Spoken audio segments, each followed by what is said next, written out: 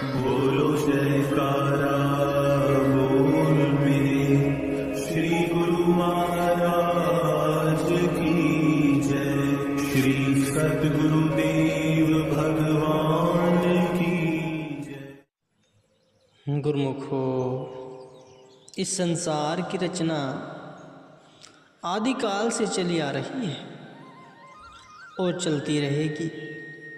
इसका आदि अंत कोई नहीं पा सकता। सतगुरु से लेकर कलयुग और कलयुग से लेकर फिर सतयुग कितनी बार आया और आता रहेगा, इसकी कोई गणना नहीं है। यह क्रम कब से है और कब तक रहेगा, इसकी गति कौन जान सकता है। संत महापुरुष कहते हैं, पड़े भटकते हैं लाखों पंडित, करोड़ों दाना हजारों सयाने, जो खूब देखा तो यार आखिर परमात्मा की बातें परमात्मा ही जाने। इस संसार की रचना जो आदिकाल से चली आ रही है, इसे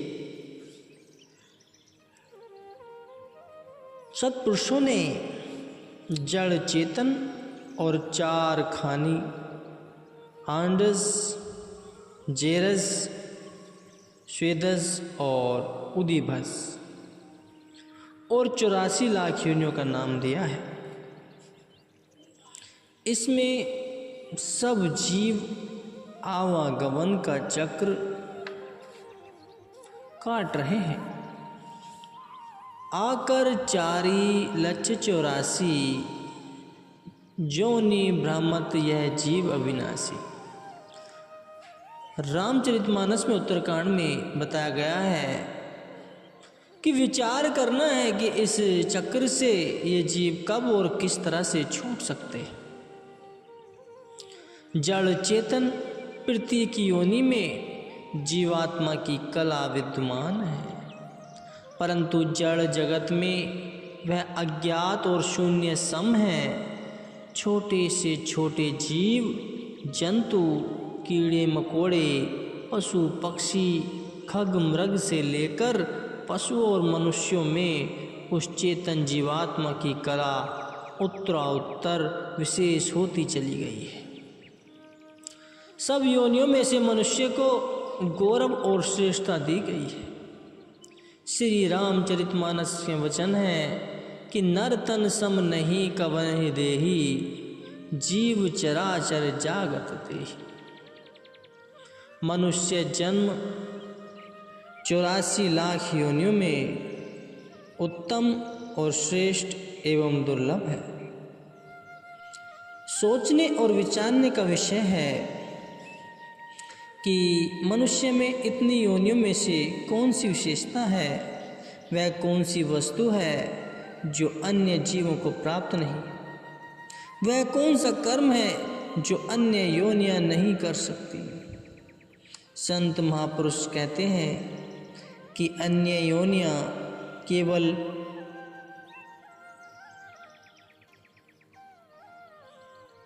पहले के जन्मों में किए हुए कर्मों का फल भोग रही है, अतः उन्हें भोग योनि कहा गया है और मनुष्य को कर्ता और भोक्ता कहा गया है।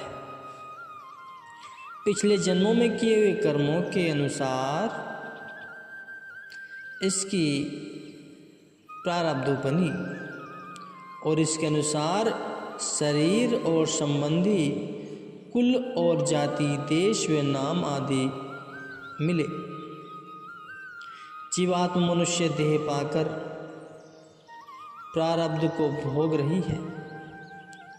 साथ ही इसमें विशेषता या बड़ाई है कि भले बुरे जैसा भी कर्म चाहे कर सकता है और उन कर्मों के करने से सदा के लिए स्वतंत्र व परम सुखी अथवा जीवन मुक्त तक बना सकता है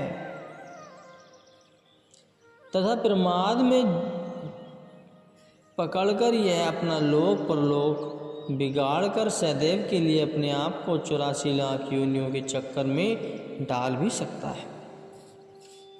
तात्पर्य यह है कि आवागमन से मुक्त होने का यही अवसर है, यही जीवन है, यही मनुष्य जन्म है कि जब मनुष्य अच्छे कर्म करके लाख 84 से बच सकता है। अपने कर्मों को, अपने सोच, अपने मन, अपने विचारों के अनुसार सुधार सकता है। अपने अच्छे कर्मों को अपने अनुसार कर सकता है। ये कला मनुष्य के ही पास है, जीव जंतुओं को नहीं है। मनुष्य सब कुछ सोच सकता है, सब कुछ सोचकर सही कर्म और गलत कर्म दोनों अपने अनुसार कर भी सकता है। यह शक्ति मनुष्य के अंदर ही होती है, जीव जंतुओं के पास नहीं होती। इसलिए ही मनुष्य को सबसे सर्वस्व और पवित्र जन्म माना गया है।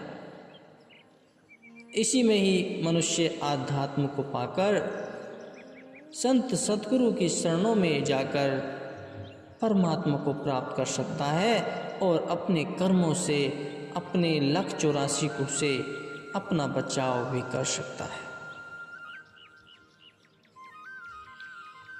यह जन्म बड़े कष्टों और दुर्लभ से मिला है। इस जन्म को ऐसे ही बेकार न जाने। इस जन्म में अच्छे कर्म करें, भक्ति करें, सत्संग में जाएं,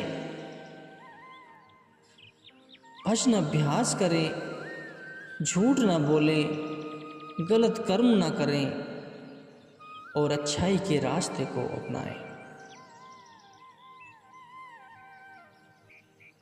ये जन्म हमें अध्यात्म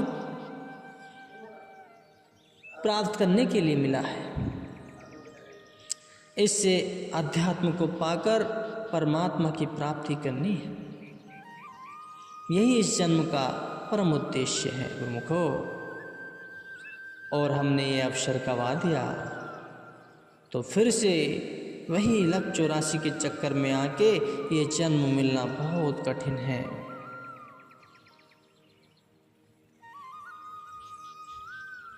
फिर ये पद हमें नहीं मिल पाएगा, फिर हमें संत सत्पुरुषों की संगति नहीं प्राप्त हो पाएगी।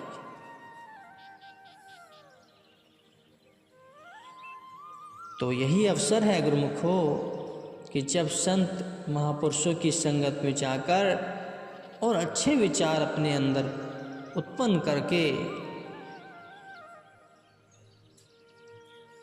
उस परमात्मा को पाया जा सकता है। अपने जीवन को सुधारा जा सकता है।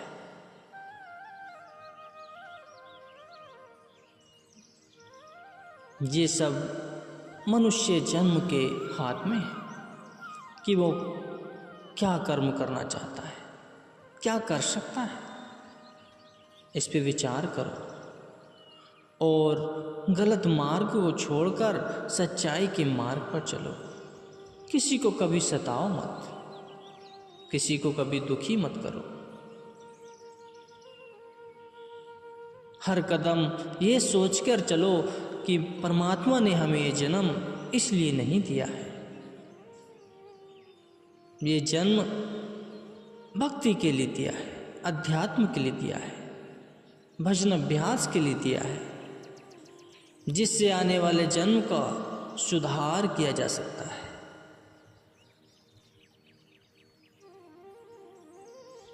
इस 84 से बचा जा सकता है। इस जन्म मरण के चक्कर से छूटना है तो अच्छे कर्म करो, सच्चाई का मार्ग अपनाओ, तभी इस जन्म मरण के चक्कर से छूटा जा सकता है। सर्वसाधारण जीवों और गुरुमुखों का मेल नहीं है। सांसारिक जीव तो दिन रात काल और माया के चक्कर में पड़कर हाय हाय कर रहे हैं। उनकी सुरती काम, क्रोध, अहंकार एवं विषयाधानता की पकड़ में आ गई है। उन्होंने कुटुंब, परिवार, महल, माणिया, धन, ऐश्वर्य एवं संसार के अनित्य और नश्वर पदार्थ को अपनी संपत्ति समझ रखा है। इसमें उनकी मन संतुष्टि, ममता और आसक्ति है। इन्हीं नाशवान पदार्थों में उनका मन रमा हुआ है। तनिक सोचो कि अंत में इसका परिणाम क्या होगा। रावण और कारू के इतिहास पर बहुत विचार किए गए। प्रकृति का यह नियम अचल है, इसमें किसी का पक्षपात नहीं और न ही वहाँ अनिति है। प्रकृति तो दूध का दूध और पानी का पानी कर दिखाती है। यह देखकर भी संसारी लोग दिन रात माया के धंधों में व काम काज में मग्न रहते हैं। उन्हें एक मिनट का भी अवकाश नहीं मिलता कि वे आध्यात्मिक उन्नति की ओर ध्यान दें। 84 घंटे उनकी सुरती मोह माया में फंसी व उलझी रहती है। भक्तों, गुरुमुखों, विचारवानों और श्रेष्ठ पुरुषों की दशा उनके विपरीत है। पूर्ण संत सद्गुरु की शरण का मिलना सुगम नहीं है, आसान नहीं है। बड़े भाग्यों से सुनहरी अवसर हाथ आता है। जिन गुरुमुखों को ऐसा मूल्य समय मिल गया है और जो गुरुमुख सद्गुरु की मौज और आज्ञा में चलते हैं, उन जीवों को आध्यात्मिक ज्ञान की जो उपलब्धि होती है उसकी सीमा नहीं है। मायाधारी संसारी लोग गुरु भक्ति के नियमों को परायण नहीं होते। केवल वह पढ़ने सुनने में ही तत्पर रहते हैं। परंतु गुरुमुख जन गुरु भक्ति के पद पर दृढ़ता से पांव धरते हैं। वे महापुरुषों के वचनों पर आचरण करते हैं, क्योंकि आचरण के बिना निस्तार नहीं है। यदि कोई गुरुमुख कहलाकर भी सांसारिक जैसे विचार रखता है और वैसे ही कार्य करता है, तो उसे भी संसारी ही समझना चाहिए।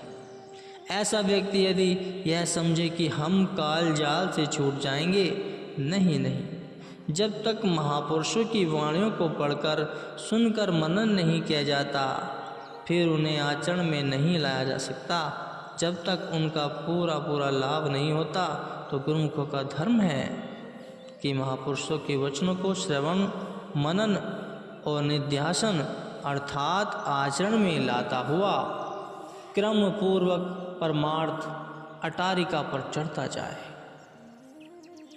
यदि वह गुरु भक्ति के नियमों का परिपालन नहीं करेगा, तो अपने अभीष्ट लक्ष्य पर कदाचित नहीं पहुंच सकेगा। डिंग रहा तो क्या भया, जो नेक न समझी सैन, शुआ समझकर उड़ गया सुन सतगुरु के पैन। यदि कोई शिष्य अपने सद्गुरुदेव के निकट रहकर भी उनकी मौज और इशारों को नहीं समझ पाता, तो उसे उनके समस्या का क्या लाभ। किंतु संसारी रूहें तो दूर अति दूर रहती हुई भी लाभ उठा लेती। जैसे पिंजरे में पड़े हुए तोते ने गुरुमुख के मुख से सद्गुरु के इशारे को सुनकर व समझकर और उस पर आचरण कर कैद से मुक्ति पाई। जरा सोचो, विचार करो कि यह कितना बहुमूल्य समय है गुरुमुखों। गुरुमुखों का समय तो और भी अधिक मूल्यवान है। गुरुमुखों को चाहिए कि इससे पूरा लाभ उठाया जाए। ऐसा न हो कि समय के गुजर जाने पर पछताना पड़े। यह समय फिर वापस नहीं आने वाला। इस समय को ध्यान में रखते हुए संत सद्गुरु के कहे हुए विचारों को, आज्ञाओं को अपने सिरधार्य करें और उनकी आज्ञा का पालन करें और उनके बताए हुए सेवा में मग्न हो जाएं, तभी जीवन का उद्धार हो सकेगा।